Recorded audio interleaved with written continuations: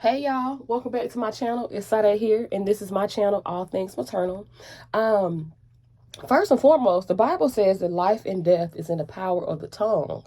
So I just want to use my tongue to bless you, and I just want to say, I hope you have a great day. I hope your day is full of joy, and I hope that no weapon formed against you will prosper. As a matter of fact, when people come up to you trying to be hateful, nasty, mean, evil, whatever you want to call it, I pray that your joy trumps their evil. How about that? Boom. All right, cool.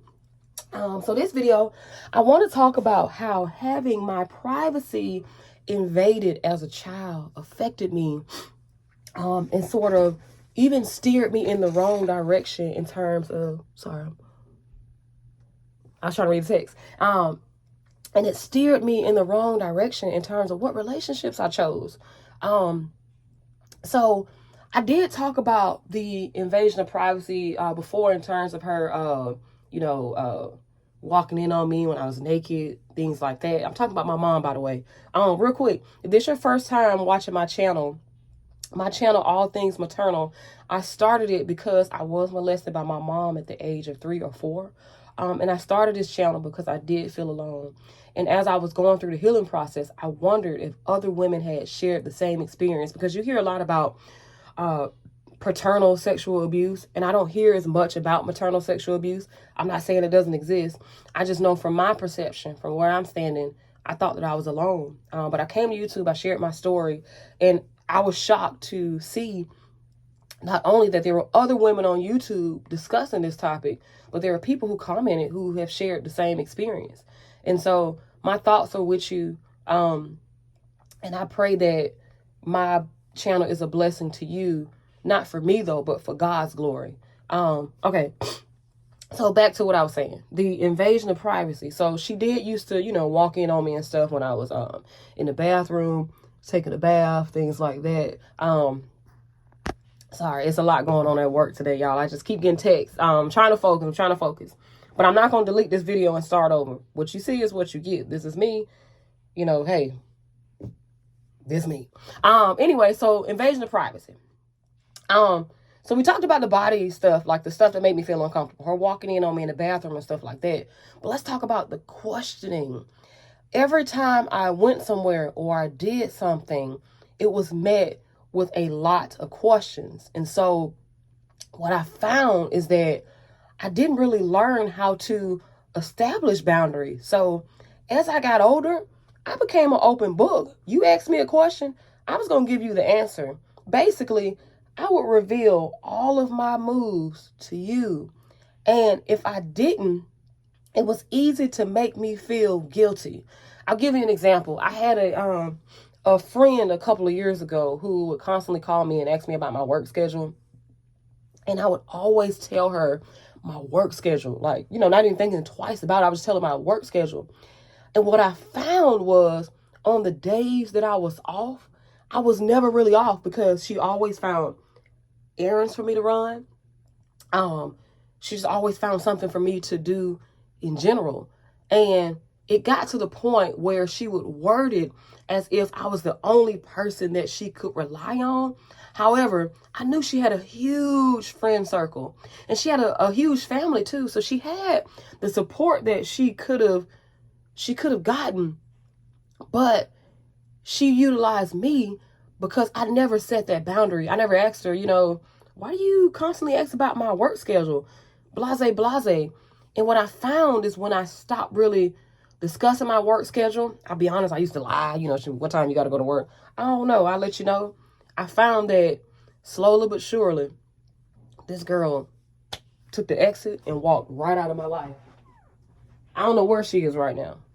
But that's one of those defining moments in my life where I realized if I had set that boundary sooner and I didn't allow her or even my thoughts, because sometimes it's not even people that make you feel guilty. Sometimes it's your thoughts.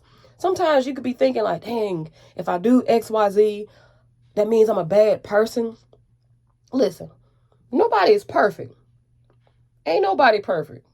Nobody, literally. And the people that claim to be perfect, from what I've seen in my life, they tend to be the most effed up. You feel me? Have you met somebody in your life, maybe a narcissistic type of person, and they try to be perfect or create this illusion that they perfect. And you like, no. So keep that in mind.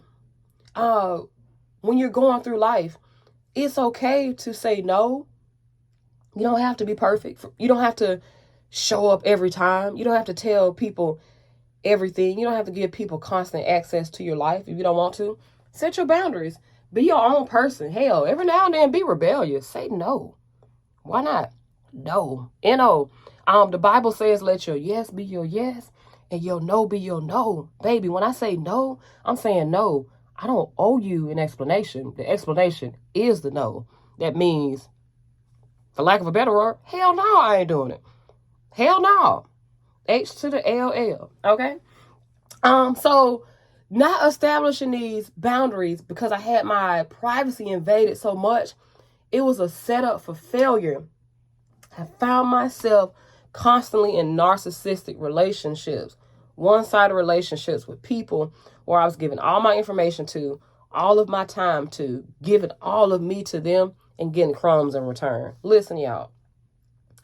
I know things may have been tough during childhood, and I know things could potentially be tough in your life right now, but you have got to set those boundaries. As cliche as it may sound, you teach people how to treat you. Now, sometimes we don't have the knowledge, like I said, I was so used to just being an open book I was just being an open book to everybody, set myself up to be manipulated, bullied even, because I didn't know. But we gain wisdom through experience, correct? So I've had enough experiences in my life, and I'm pretty sure you have too, to know that setting boundaries in life is essential for your growth. Because not only are you doing yourself a disservice, you're doing them a disservice too for being a yes man. Allow people to stand on their own 2 feet. I'm going to say this and I'm going to head up out of here. I've been in management for a couple of years now, but I remember maybe 4 or 5 years ago, my first management position, I used to work myself to a pulp. Literally, I would go home tired as hell and be drained by the end of the week. And I would look at my employees and I'm like, why are you not as tired as I am? I had to realize that I need to set some boundaries. I can't always be a yes man. And so that's my challenge for you this week. Say no. Say hell no if you need to. But be you. Don't let people guilt trip you into anything. You deserve to live a full life as well. I'll talk to you soon. Bye.